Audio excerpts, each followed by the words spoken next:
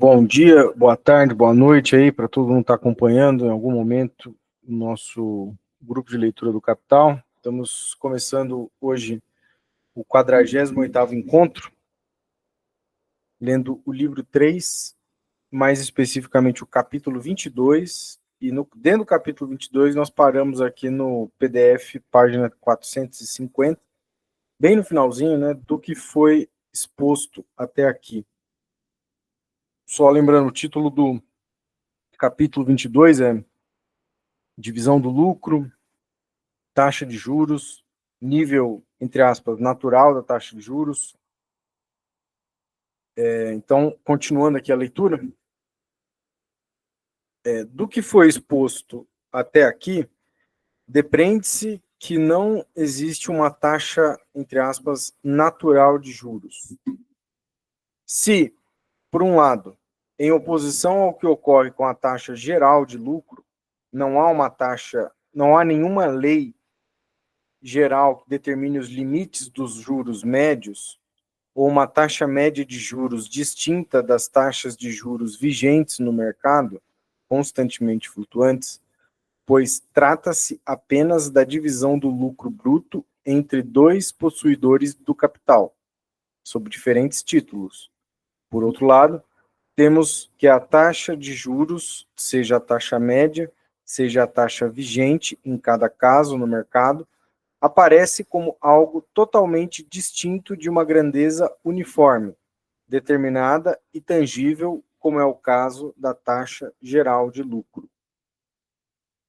Tem uma nota de rodapé aqui, de 69, que é uma citação do James Stewart, Princípios de Economia Política, o texto de 1789, que diz assim, abre aspas, essa edição, né? O preço das mercadorias flutua constantemente. Todas elas se destinam a distintas modalidades de uso. O dinheiro, ao contrário, serve para toda e qualquer finalidade. As mercadorias, inclusive as do mesmo tipo, distinguem-se por sua qualidade. O dinheiro constante tem sempre, ou pelo menos deve ter, o mesmo valor. Assim se explica que o preço do dinheiro, que conhecemos pelo nome de juros, possua uma firmeza e uma uniformidade maiores que qualquer outra coisa.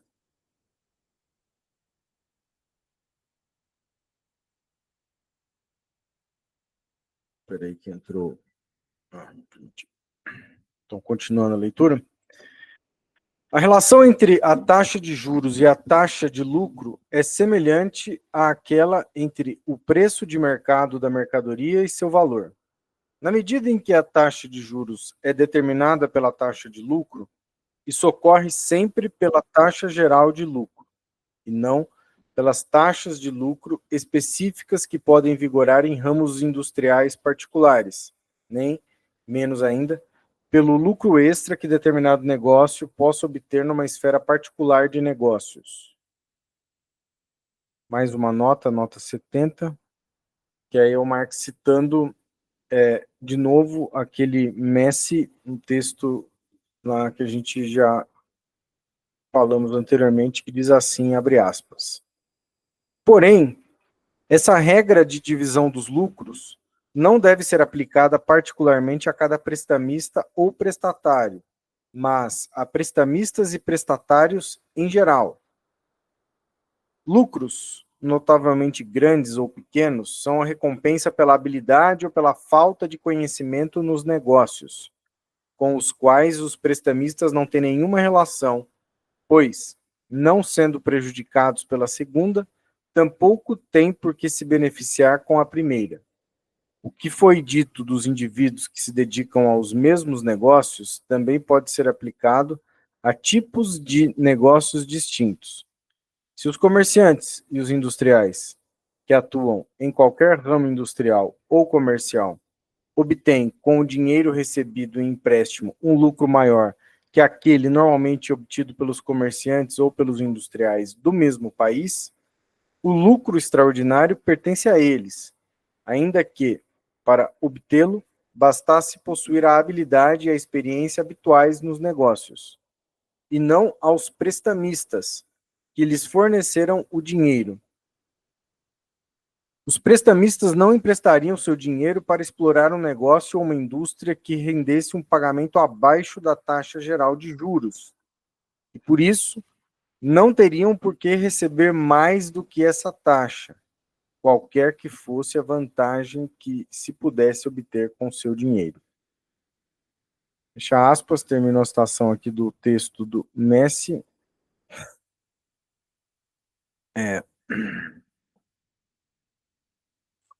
Continuando, então, por conseguinte, a taxa geral de lucro reaparece efetivamente na taxa média de juros, na prática, como fato dado, ainda que esta última não seja uma expressão pura ou fiel da mesma.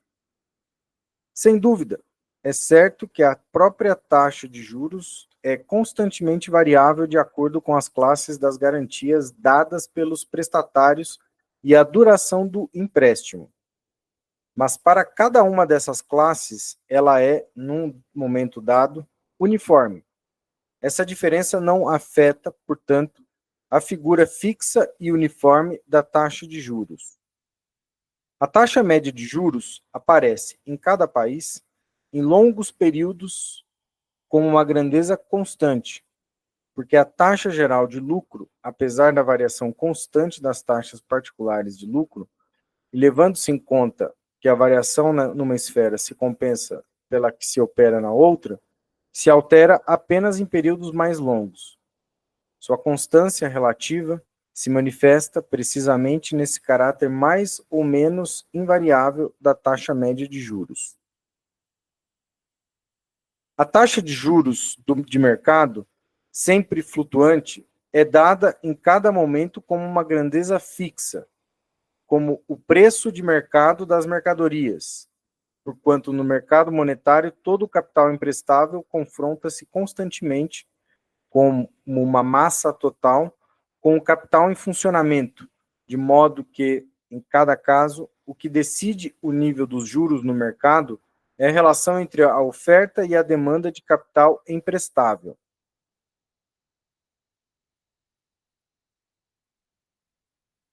Aqui tem só um ponto, né? Ele dá uma definição, né? O que decide o nível dos juros no mercado, a relação entre a oferta e a demanda de capital emprestável, né?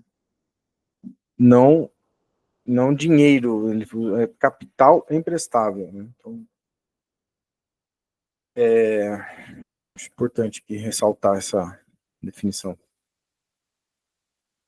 Bom, continuando então aqui a leitura. Ô, Léo, é por isso que a taxa de juros aí na avaliação funciona como os preços de mercado, né?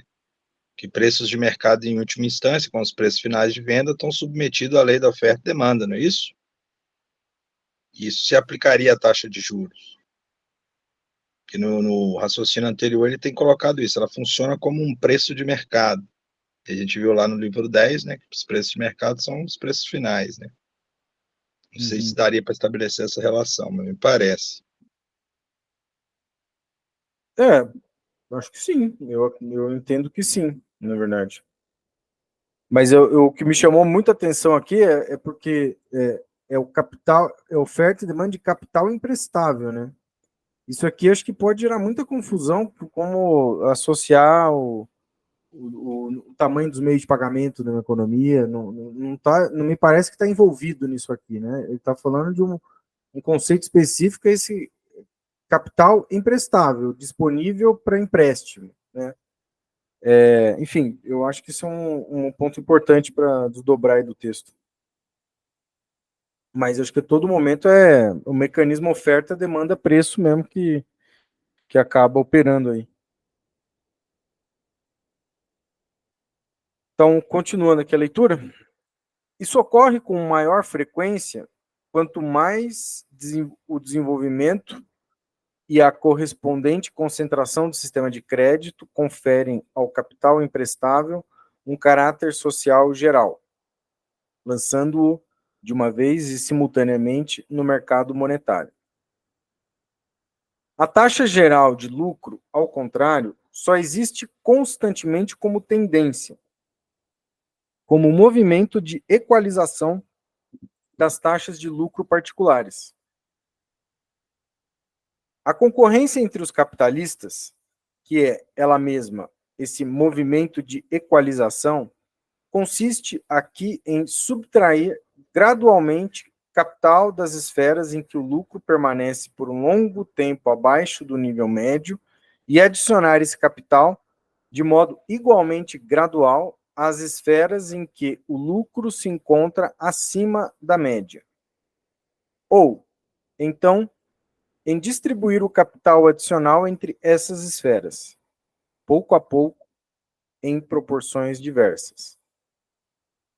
Trata-se de uma constante variação da oferta e da retirada de capital dessas diversas esferas, jamais de uma ação simultânea, em massa, como ocorre na determinação da taxa de juros.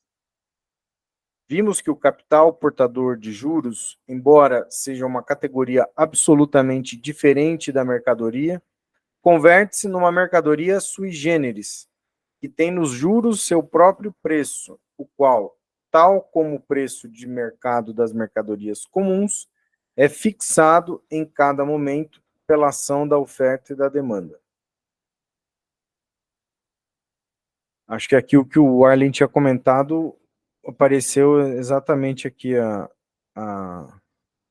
o Marx falando disso, né? Tem nos juros o seu próprio preço, capital por juros, o qual, como o preço de mercado das mercadorias comuns, é fixado a cada momento pela ação da oferta e da demanda. A taxa de juros de mercado, apesar de flutuar constantemente, aparece em cada momento tão constantemente fixada e uniforme como o preço de mercado da mercadoria. Os capitalistas monetários oferecem essa mercadoria e os capitalistas produtivos a compram, formando assim sua demanda. Isso não ocorre na equalização da taxa geral de lucro.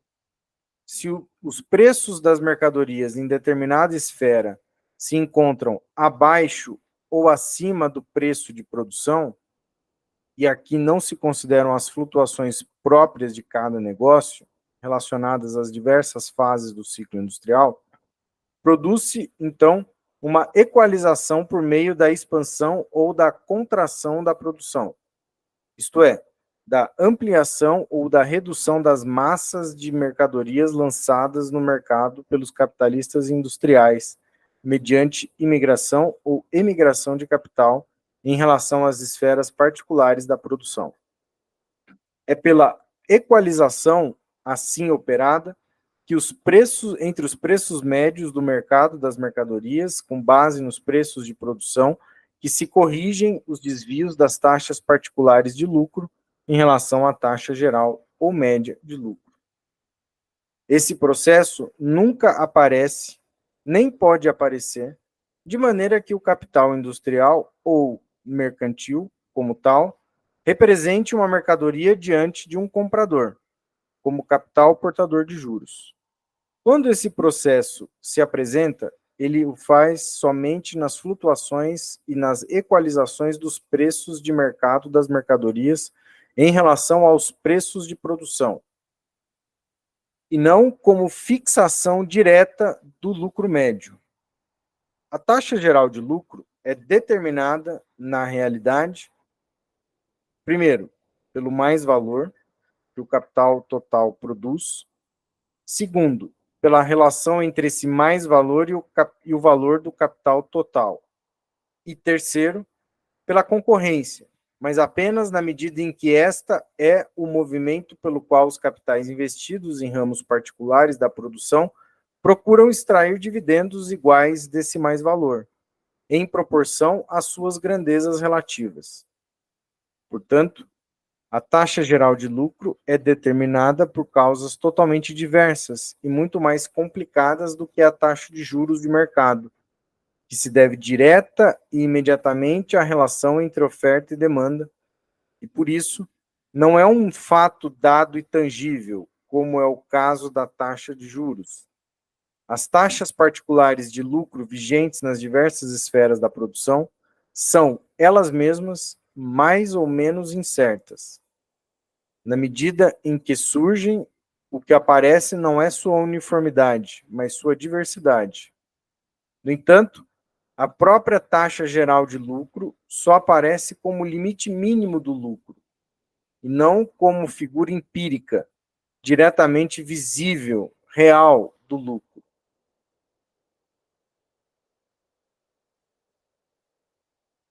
Ao sublinharmos essa diferença entre a taxa de juros e a taxa de lucro, abstraímos das duas circunstâncias seguintes que favorecem a consolidação da taxa de juros. 2 pontos.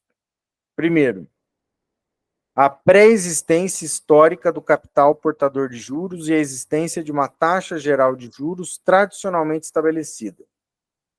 Segundo, a influência direta, muito maior que o mercado mundial, independentemente das condições de produção de um país, exerce sobre a fixação da taxa de juros, comparada com sua influência sobre a taxa de lucro. O lucro médio não aparece como fato imediatamente dado, mas como resultado da compensação entre oscilações contrárias, o qual só pode ser constatado por meio da investigação. Diferente é o que ocorre com a taxa de juros. Esta é, em sua vigência geral, pelo menos local, um fato diariamente fixado, fato que o capital industrial e comercial utiliza, inclusive, como pressuposto e ponto de partida de cálculo em suas operações. O pressuposto é de que cada soma de dinheiro de 100 unidades monetárias produz juros de 2%, 3%, 4% ou 5%. Boletins meteorológicos não indicam o estado do barômetro e do termômetro com maior precisão do que os boletins da Bolsa apresentam o estado da taxa de juros. Não para este ou aquele capital, mas para o capital que se encontra no mercado monetário, isto é, para o volume inteiro de capital emprestado. No mercado monetário, confrontam-se apenas prestamistas e prestatários. A mercadoria tem a mesma forma, o dinheiro. Aqui se apagam todas as figuras particulares do capital, conforme este é investido em diferentes esferas da produção ou da circulação. Ele existe, nesse caso, na figura mais indistinta, igual a si mesma, a figura do valor independente, 2 pontos, o dinheiro. Aqui cessa a concorrência entre as esferas particulares, que são todas reunidas sob a mesma rubrica de prestatárias de dinheiro, e o capital também se confronta com todas elas sob uma forma na qual ele ainda é indiferente quanto à modalidade especial de seu emprego. É na oferta e na demanda de capital que este último aparece realmente com toda a sua força, sob a forma de que o capital industrial assume apenas no movimento e na concorrência entre esferas particulares. 2 pontos. A forma de capital comum de uma classe. Ao mesmo tempo, o capital monetário, de fato, possui no mercado monetário a forma na qual, independentemente de seu emprego específico, ele é dividido entre as diversas esferas no interior da classe capitalista, como um elemento que lhes é comum, de acordo com as necessidades de produção em cada esfera particular. Acrescentemos a isso o fato de que, com o desenvolvimento da grande indústria, o capital monetário, quando aparece no mercado, tende cada vez mais a não ser representado por um capitalista individual, pelo proprietário dessa ou daquela fração do capital existente no mercado, mas se apresenta como uma massa concentrada, organizada, a qual, de modo completamente distinto da produção real, encontra-se sob controle dos banqueiros, representantes do capital social. De modo que, no que diz respeito à forma da demanda, o capital emprestável se confronta com uma classe inteira, ao passo que, no que diz respeito à oferta, ele mesmo aparece em massa no mercado como capital de empréstimo. Essas são algumas das razões pelas quais a taxa geral de lucro aparece como uma forma nebulosa e confusa ao lado da taxa determinada de juros, a qual oscila, de certo, quanto à sua grandeza, mas, pelo fato de oscilar na mesma medida para todos os prestatários, confronta-se sempre com eles como um fator fixo e dado. Exatamente do mesmo modo que as variações de valor do dinheiro não impedem que ele tenha o mesmo valor para todas as mercadorias. Do mesmo modo que as flutuações no preço de mercado das mercadorias não impedem que esses preços figurem todos os dias nos boletins de cotações. O mesmo acontece com a taxa de juros, que é registrada com a mesma regularidade como, entre aspas, preço do dinheiro. Isso ocorre porque aqui o próprio capital se oferece como mercadoria, sob a forma de dinheiro. A fixação de seu preço é, assim, a fixação de seu preço de mercado, tal como para todas as outras mercadorias. A taxa de juros se apresenta sempre, portanto, como taxa geral de juros, como uma quantia de dinheiro por outra quantia de dinheiro, como quantitativamente determinada. Em contrapartida, a taxa de lucro pode variar, inclusive, dentro da mesma esfera, com base nos mesmos preços de mercado da mercadoria, segundo as distintas condições em que os diversos capitais produzam essa mercadoria, pois a taxa de lucro para o capital individual é determinada não pelo preço de mercado da mercadoria, mas pela diferença entre o preço de mercado e o preço de custo. A taxa de lucro para o capital individual é não pelo preço de mercado da mercadoria, mas pela diferença entre o preço de mercado e o preço de custo. Essas diferentes taxas de lucro só podem compensar umas às outras por meio de constantes flutuações, primeiro dentro de uma mesma esfera e logo entre esferas distintas.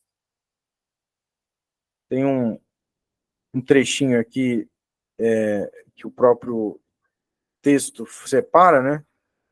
Fazer uma pausa, eu não sei se alguém gostaria de comentar alguma coisa, levantar algum ponto. Não, eu até queria comentar, mas termina aí, falta só mais um parágrafo. Falta só mais um parágrafo, então perfeito. Então, terminando aqui, entre parênteses, nota para desenvolvimento posterior. Uma forma especial do crédito. Sabe-se que, quando o dinheiro funciona como meio de pagamento, em vez de como meio de compra, a mercadoria é alienada, mas seu valor só é realizado mais tarde. Se o pagamento só se efetiva depois que a mercadoria volta a ser vendida, essa venda não aparece como consequência da compra, mas é por meio da venda que a compra se realiza. Em outras palavras, a venda torna-se um meio da compra. Em segundo lugar, os títulos de crédito, as letras de câmbio, etc., tornam-se meios de pagamento para o credor. Em terceiro lugar, a compensação dos títulos de crédito substitui o dinheiro. Terminamos, então, aqui o capítulo 22. E, na verdade, agora é o capítulo 23, próximo, né? Juros e lucro do empresário. Mas acho que a Raquel tinha dito que gostaria de comentar alguma coisa, então já passo a palavra para ela. Então, na verdade, só queria ressaltar isso que, quando tu parou antes ali para falar da oferta e demanda, os juros da oferta e demanda, mas mais do que isso, acho que é muito importante isso que o Marx está insistindo, né, de que a taxa de juros sempre vai ser uma coisa dada, clara no mercado, um preço conhecido, enquanto a taxa de lucro é algo a ser investigado, né? É aquilo que a gente precisa entender, digamos assim, como que para onde que está indo uma certa tendência, digamos, de equalização, para lá que a gente imagina que está indo uma taxa de lucro. A gente não consegue saber determinar ela de antemão, digamos assim, né? Eu só queria ressaltar, porque, na verdade, eu só queria ressaltar esse duplo movimento aqui, porque o Marx ele fica operando com essa lógica ao longo dos 3 livros, né? Lá no livro 1, capítulo da mercadoria, isso que ocupa essa posição do que está na superfície dos fenômenos, do que é conhecido, do que é dado, por oposição a alguma coisa que tem que ser investigada, é sempre, em primeiro lugar, né, o valor de troca, o preço que aparece no mercado, em oposição ao valor. Então, é como se aquilo que é dado, aquilo que é conhecido é o valor de troca, aquilo que deve ser investigado é o valor. Depois, lá quando a gente estava começando a ler o livro 3, o Marx jogou com essa mesma posição, né, o que está na superfície dos fenômenos e aquilo que deve ser investigado, aquilo que, na verdade, é o difícil de entender. E lá, por curiosidade, né, o que estava na superfície dos fenômenos é a taxa de lucro. E o que tinha que ser investigado lá, acho que está no capítulo 1 do livro 3 aqui, era a taxa de mais-valia, né?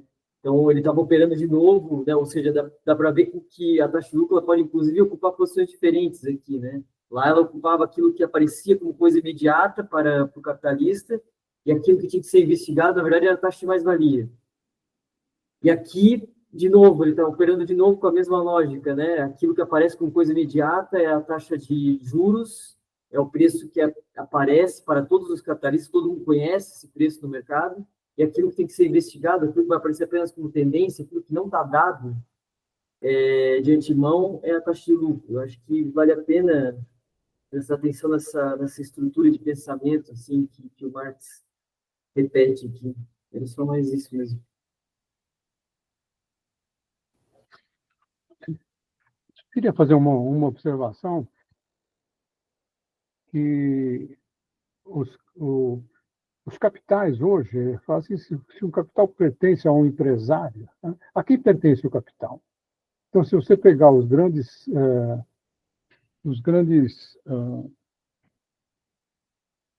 blocos, né, de capital, que por exemplo, a Black Box, por exemplo, né? Na verdade, são fundos proprietários com participação muito grande em muitas empresas. Então, na verdade, houve o proprietário, o capital, o capitalista, ele foi substituído, sob certos aspectos, por fundos de investimento. Esses fundos de investimento estão na esfera do mercado financeiro. Então, houve um entrelaçamento muito forte entre ambos. Quer dizer, na verdade, eles mudam a participação nas empresas em função da lucratividade, buscando maiores rentabilidades, e, ao mesmo tempo, eles também atuam na fixação do juros, que não deixa de ser um capital financeiro. Então, essa mudança na composição do capital, ele não é mais um capital de acionistas individuais, mas, assim, um grande acionista que detém uma parcela significativa de muitas empresas. Será que isso aí não coloca uma questão nova em relação a esse texto, por exemplo? Mas nova em que sentido, assim, só para eu... Houve um entrelaçamento entre o capital financeiro e o capital produtivo, porque você está falando do mesmo agente. Você está falando de fundos de investimento. Você está falando do capital financeiro. O capital financeiro está intimamente entranhado na propriedade das empresas. Então, o fato de ele estar entranhado, ele está dentro das próprias empresas, isso fica fala assim, qual é o lucro? Né? Então ele participa do lucro e também afeta a taxa de juros. Né? O fato de ter o mesmo capital, ele, ele atua duplamente, né? Mas só basta ver a participação do Bradesco na Vale do Rio Doce, né? Mas para não ir longe, estou falando de coisas muito maiores, né? Então, essa financiarização, que é essa intromissão do capital financeiro, não apenas através de capitais disponíveis para empréstimo, mas capitais que participam da própria propriedade e, ao mesmo tempo, participam estabelecem, sob certos aspectos, a sua taxa de juros em função do que o Marx fala, dessa mutabilidade entre taxas de rendimento, taxas de lucro maiores ou menores. Né?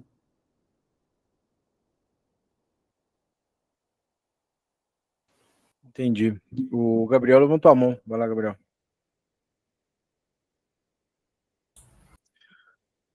Boa tarde, né?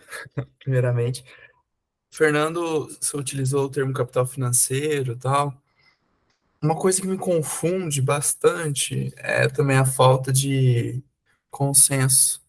Ou melhor, a diferença de terminologias, né, de categorias, para designar talvez um fenômeno que seja.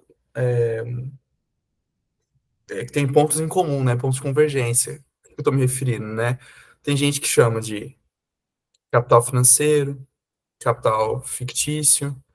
A Tatiana Bretas, lá da UFRJ, capital financeiro financiarizado. O Marx fala, né, do capital portador de juros. Então também tem essa. Acho que eu li um texto da Molo, Maria de Lourdes Molo, que ela fazia uma distinção sobre essas categorias tal, e o que seria mais apropriado em trabalhar tal. Mas o capital portador de juros, ou capital de juros, né, é o pontapé dessa discussão, né, do que o Marx traz, né? Então ela é originalmente, né, marxiana, essa categoria.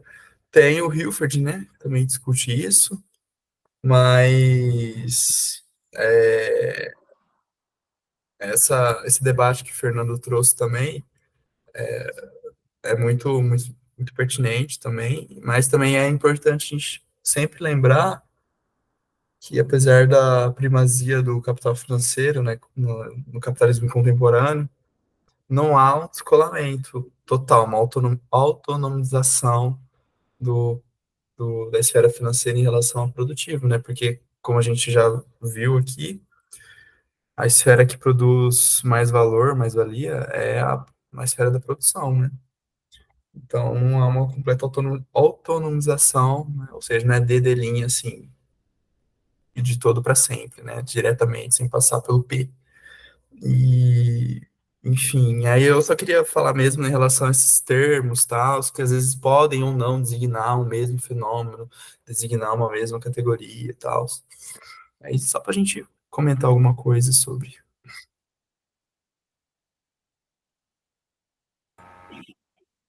Fernando, só eu queria, na verdade, conversar rapidinho com uma coisa que eu tinha falado ali, sobre, né, como digamos assim,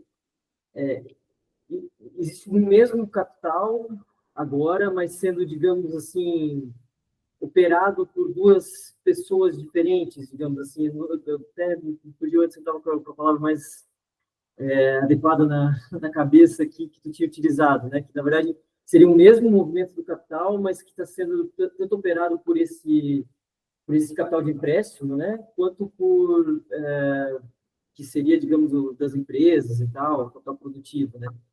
E aí tu disse, tu estava querendo colocar antes ali que isso seria algo novo, né? Algo novo em relação ao que o Marx está falando aqui. Mas aí que está, assim, querendo pensar um pouco contigo, assim, eu tenho uma certa dúvida quanto a isso, dúvida real mesmo, porque me parece que o que o Marx está tentando colocar é justamente isso que tu falou. Tem um único movimento do capital, só que ele pode aparecer, digamos assim, esse único movimento do capital que gera uma certa massa de mais-valia pode ser apropriado por pessoas diferentes, né?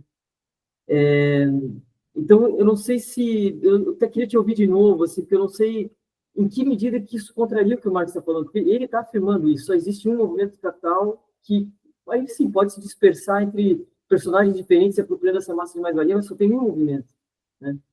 Então, eu queria entender um pouquinho melhor por que tu acha que contrapõe o que o Marx está falando aqui. Não é contrapor. Eu tô colocando uma situação que talvez o Marx não viu, tá? Ele não viu. É uma situação atual. Né? Não, eu não estou querendo contradizer nada. Eu estou falando assim, atualmente,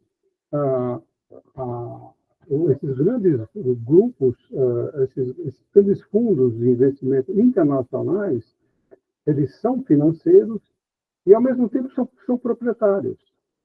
Quer dizer, eles têm um monstro com duas cabeças. Quer dizer, eles são tanto especuladores, tanto financeiros, quanto proprietários.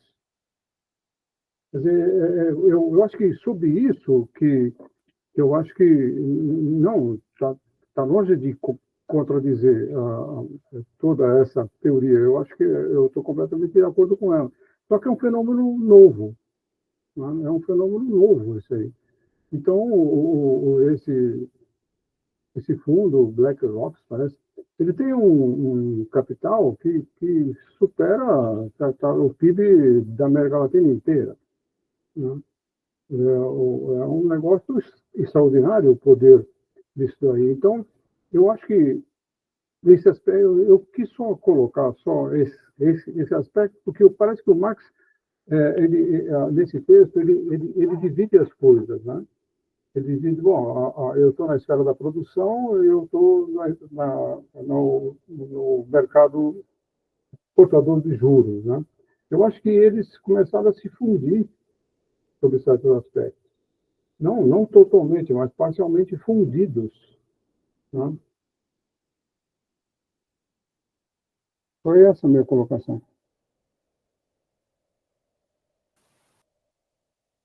É uma questão complexa, né? Mas o que me chamou a atenção aqui nesse capítulo tem aqui mais ao final, ele vai falar que tem não sei se eu entendi corretamente, mas que a taxa de juros ela aparece como sendo uma coisa meio fixa, né? E a taxa de lucro ela tem várias taxas de lucro, né? Enfim, isso me chamou a atenção. De fato, acho que até a nível de mercado você tem as finanças corporativas aí. O pessoal calcula várias taxas, tem taxa de lucro baseada que considera a alavancagem da empresa, tem taxa de lucro que considera o capital investido, tem taxa de lucro que considera o patrimônio líquido, tem taxa de várias medidas, né, de lucratividade. Eu acho que isso aparece mesmo, mas isso é uma coisa que o Marx notei que ele destacou aqui, né? Agora, essa formação de uma taxa de juros meio fixa é uma coisa que eu fiquei pensando nisso, né? Não sei se é uma coisa circunscrita ao tempo histórico do Marx, né?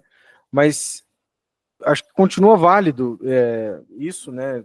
Até que as notícias, você liga o jornal aí, vai estar a gente falando de taxa de juros, e tem a taxa básica de juros da economia brasileira, que se ela sobe 0,5% ou desce 0,5%, meio que tudo está articulado com esse movimento, né? O ponto é que forma uma taxa geral de juros, né? Embora essa taxa geral de juros não tenha nenhuma lei que defina ela.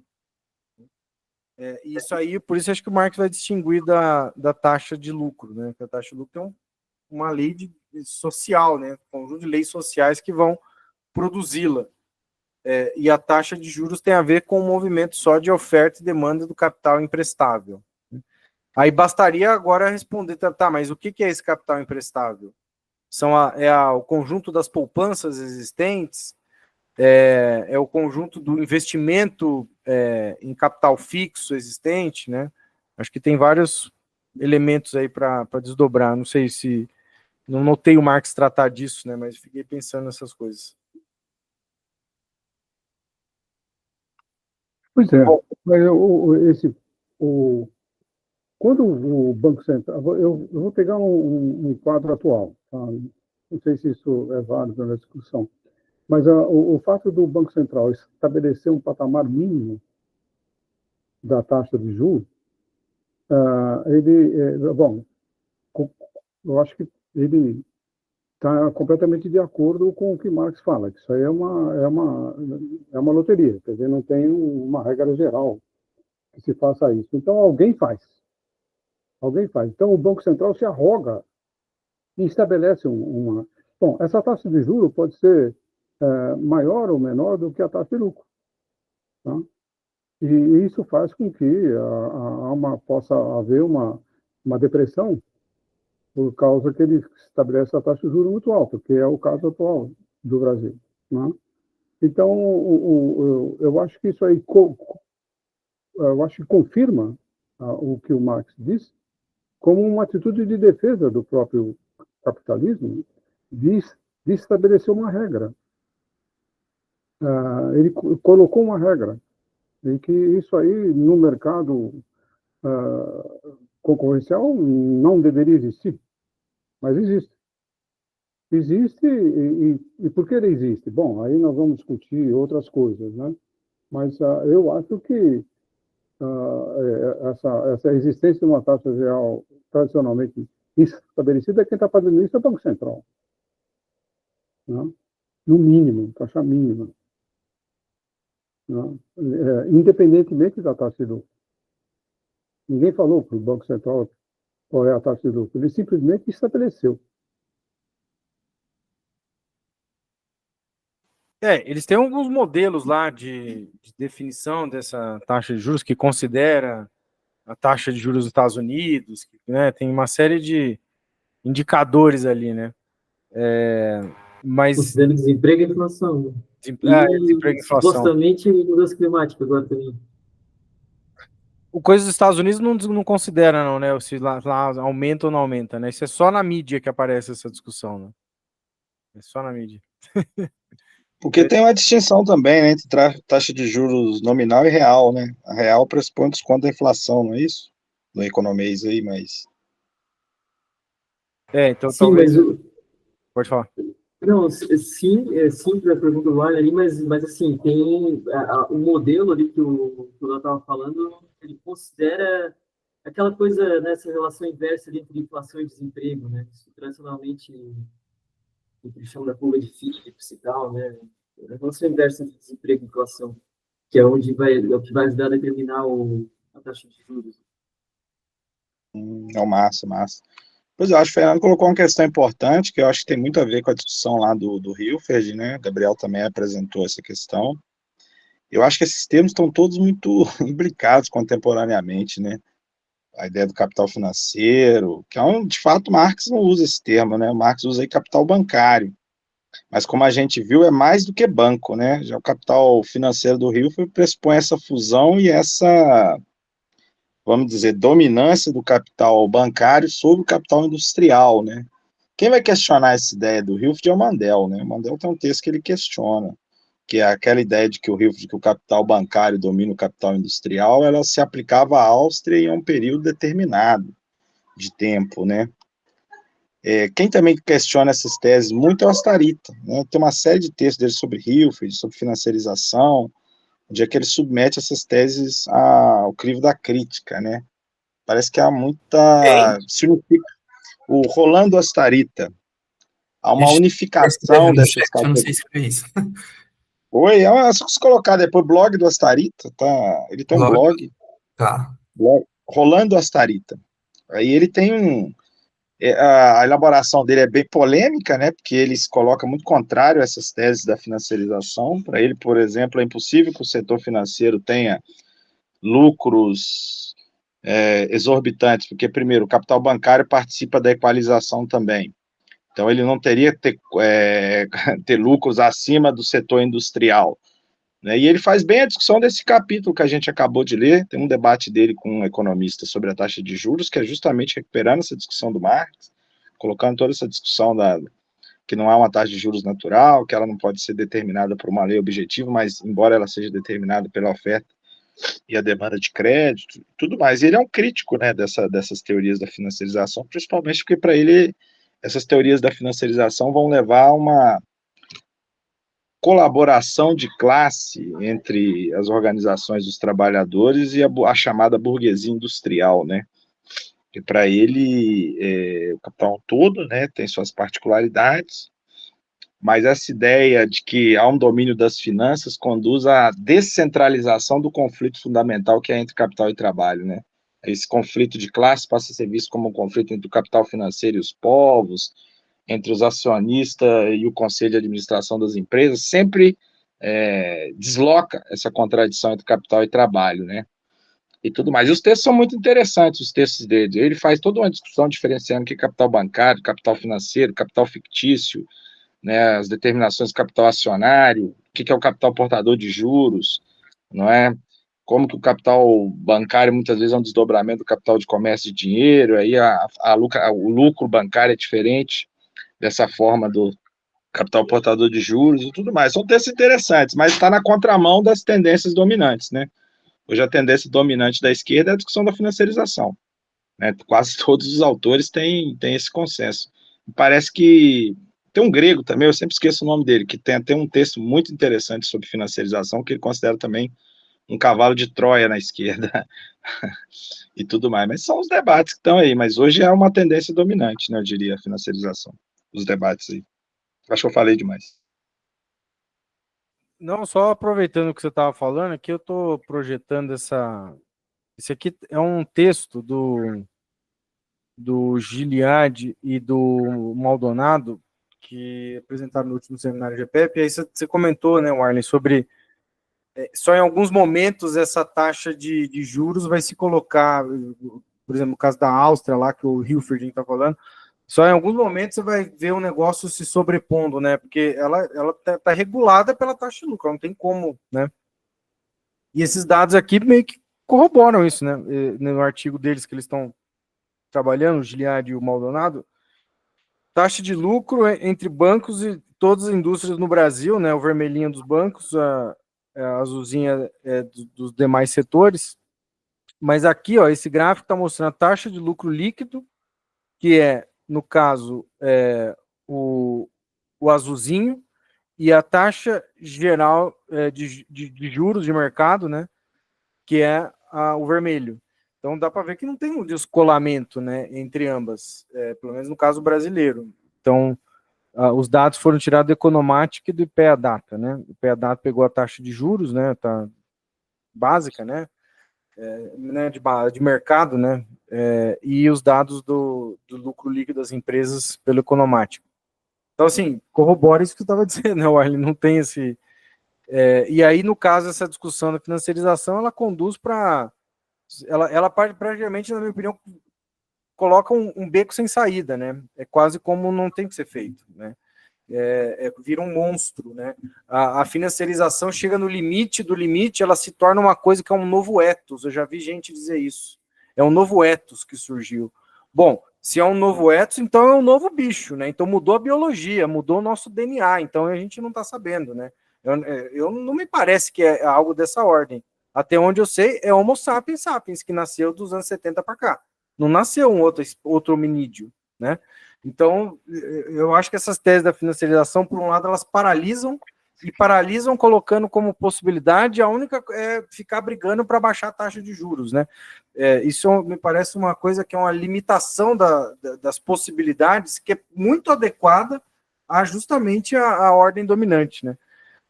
Enfim, acho que olhar para a produção, a gente vê muito mais coisas do que ficar perdendo tempo com essas categorias aí de taxa de juros. Pois é, o Albert também tem um texto interessante sobre isso, né? Teoria da lucratividade de Marx ou financiarização, que é um texto que merece também uma discussão, né? que é o Robert também indo nessa linha, né? Olha, nós temos que discutir a teoria da lucrativa de Marx, na qual, com certeza, né, as finanças têm um papel, os bancos e tudo mais, mas daí dizer que hoje as finanças dominam completamente a economia é abandonar a teoria da lucratividade de Marx, pressupõe toda essa coisa, teoria do valor, teoria da formação da taxa média de lucro, equalização e, por conseguinte, teoria da queda da taxa de lucro, né? Mas, assim, eu entendo que quem está nesse debate, assim, com a posição contrária ao pessoal da financiarização é a minoria da minoria da minoria da minoria. E se falar em determinado lugar, você é até expulso. O Gil até falou na apresentação do texto dele, mas aí com referência à polêmica lá monetária ainda do dinheiro, mercadoria, ele falou, olha, os caras me trataram igual, né? Quem somos nós? Eu já ouvi essa quando um dia eu fiz uma crítica, falei, acho que tem problema na teoria da crise do Mesaros. O pessoal, quem é você para criticar o Mesaros? Imagino que nesse métier acadêmico aí deve ter muito mais pesado, principalmente na economia, né? Tem um ponto que no balanço do Banco Central tem uma rubrica lá que coloca a disponibilidade bancária e que a disponibilidade bancária dá 10% do PIB. 10% do PIB. E não está sendo emprestado. Tá? Quer dizer, não é que eu estou... Fernando, só para entender, tipo, aquilo que são as reservas obrigatórias ou não necessariamente? As operações compromissadas, parece. Então, na verdade, existe uma disponibilidade muito grande e não existe quem tome emprestado. Quer dizer, para você ver o efeito dessa regra arbitrária da taxa de juros, né? Está sobrando dinheiro. E não tem que isso mostra uma crise extraordinária do capitalismo, né? Quer dizer, eu não estou contradizendo teoria nenhuma, eu só estou colocando um dado. E esse artificialismo capitalista de estabelecer um teto para a taxa de juro é um recurso que contradiz a sua própria essência, né? Ele é contraditório, porque acabou, tem uma disponibilidade de crédito e a taxa de juros não baixa porque há um limite. Né? Então, eles preferem ser remunerados pelo mínimo do que emprestar dinheiro para o capital se reproduzir. Né? Então, isso aí é um absurdo. Não estou falando que isso aí contradiz Marx nem nada, é só um dado. Acho que o Warley tinha levantado a mão, mas só, você falou, acho que não é operações compromissadas, porque operações compromissadas acho que é outra coisa. Eu não sou... Outra coisa de reserva. Vai lá, Warley, pode falar aí. Não, aproveitar essa questão que o Fernando colocou, nós vamos fazer um programa lá do Economia e Debate, aproveitar e convidar todo mundo, é um programa que eu e a Raquel participa lá como coordenadores da construção do programa, com a Molo. A Molo me parece que tem uma discussão sobre taxa de juros, essa questão do Banco Central. Ela fala que não é tão arbitrário a decisão, não. Parece que tem algumas determinações lá na questão da taxa de juros e tudo mais. Eu não sei responder, porque as questões mais técnicas me fogem aqui a competência para fazer, mas ela tem uma discussão sobre isso. Talvez seria importante aproveitar e fazer um convite para o Fernando, que eu, o Léo e a Raquel já vamos assistir, o Leonardo e o Gabriel. Nós devemos fazer no dia 29, não é isso, Léo, o programa com ela? Dia 29. E aí é uma boa questão para fazer para ela, sobre essa questão da taxa de juros e tal. Ela é uma estudiosa dessa questão da política monetária, ela foi orientada pela Suzanne de Brunhoff, que é uma estudiosa do dinheiro de crédito, dessa questão monetária toda. Então, eu acho que eu vou até guardar eu vou fazer essa pergunta sobre, vamos dizer, a competência que o Banco Central tem de elaborar a questão da taxa de juros, se é uma determinação, vamos dizer, se é uma decisão, vamos dizer, subjetiva dos gestores ali do Banco Central, ou se tem outras determinações ali para a gente pensar essa questão. Mas é boa a provocação aí do Fernando aí, eu acho que vai dar para até sanar algumas dúvidas que eu tenho nesse sentido. A esquerda coloca como se fosse só uma manipulação dos banqueiros.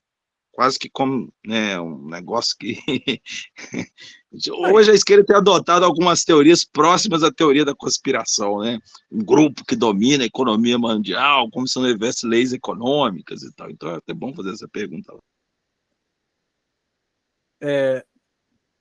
Porque tem essa coisa da teoria da conspiração, né? Mas eu acho que além disso tem uma outra dimensão que assim não é arbitrário, não é arbitrário.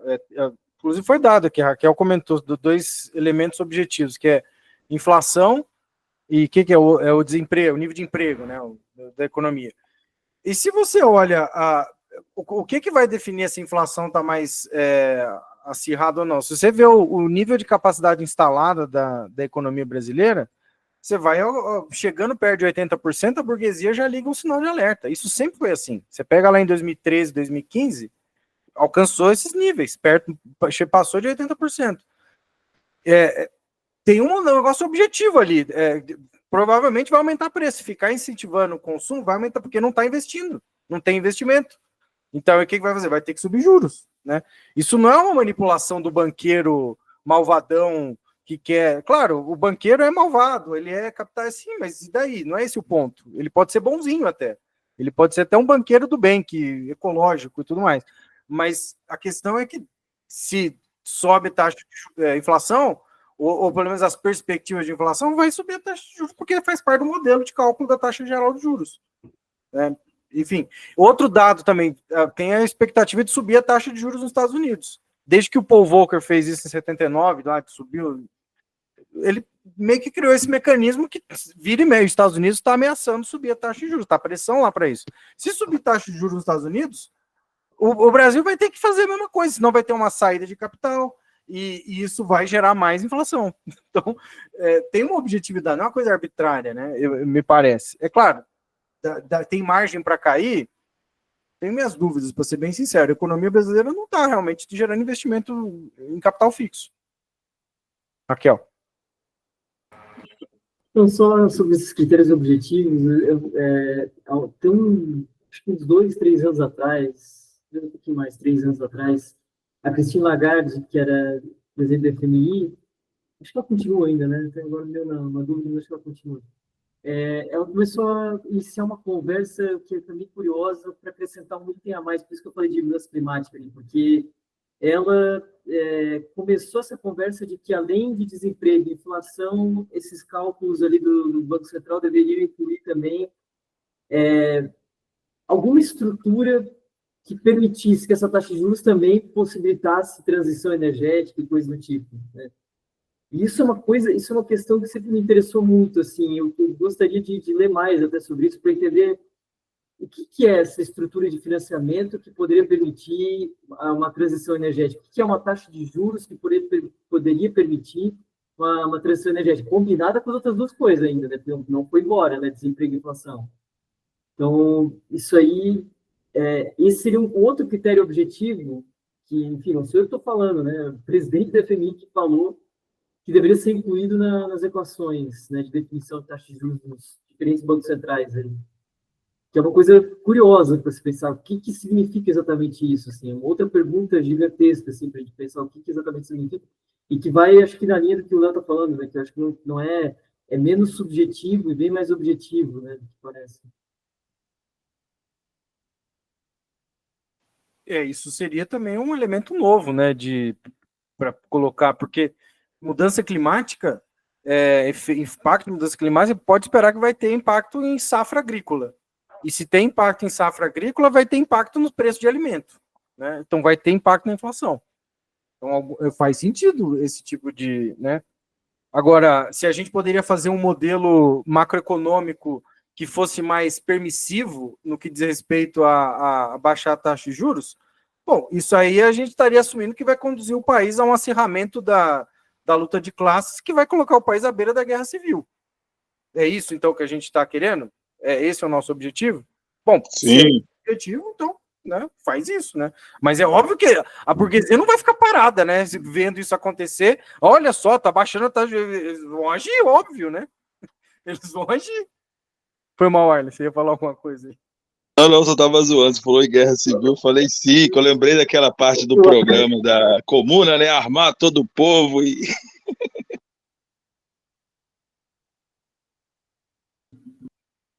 E por que eu acho que essa discussão ela pode ser olhada de um outro aspecto? Porque, por exemplo, pega a discussão da Vale e da Petrobras. O Fernando mesmo colocou, tem a BlackRock. Isso é central. Que a BlackRock, que é um fundo dos Estados Unidos, que tem um capital maior do que o PIB das principais economias da América Latina, tenha 20% da Petrobras, é dona de 20% da Petrobras, a tal ponto para influenciar qual que é a política de preço que a empresa vai colocar, esse é o debate central. Não é se a taxa de juros, na minha opinião, não é se a taxa de juros tá mais alta ou tem que ser mais baixa. Por exemplo, eu vi agora que teve uma carta de intelectuais economistas brasileiros, né, assinada aí pelo Beluso, Leda Paulani, quem mais? Aquela Carmen Feijó, toda essa patotada aí da teoria da financiarização, solicitando para o Conselho Monetário Nacional aumentar a meta de inflação de 3% para 4%. Veja só que rebaixamento de discussão é essa. A gente tem que estar preocupado com a BlackRock, que é dona de 20% da Petrobras, é dona da Vale, é dona da Braskem, é dona de um monte de empresas que produzem meios de produção nesse país. É com isso que a gente tinha que estar preocupado, e não com o tamanho da taxa de juros. Isso é consequência, é o que o Marx me parece estar dizendo. A taxa de juros é consequência da dinâmica da acumulação de capital, ela não precede, né? Mas parece que o pensamento crítico brasileiro está muito preso nessa coisa de, não, os juros, o banqueiro, o Banco Central, o Campos Neto é o que ele é, ué. Fazer o quê? O problema é, então, por que não demitiu ele, né? Mas aí fica com essa coisa, como se a gente pudesse realmente baixar juros. Juros fosse uma coisa que você faz. Me parece os padres na Idade Média reclamando da usura. É a mesma argumentação. Né? Enfim, me exaltei aí, foi mal, acabei... Não, você falou muito bem, gostei muito da sua fala. É muito boa. Continue assim. Só que não, é isso mesmo, também gostei. Continue exaltado. O BlackRock comprou metade da Ucrânia já. Está tudo comprado. Já está tudo organizado. É tão grande que chega a isso. Bom, pessoal, acho que terminamos o capítulo hoje, né? E na semana que vem a gente começa, então, o capítulo 23, né? Para não começar e parar, a gente começa do início, né? Juros e lucro do empresário. Capítulo 23, então. Deixa eu parar a gravação aqui. Tá bom.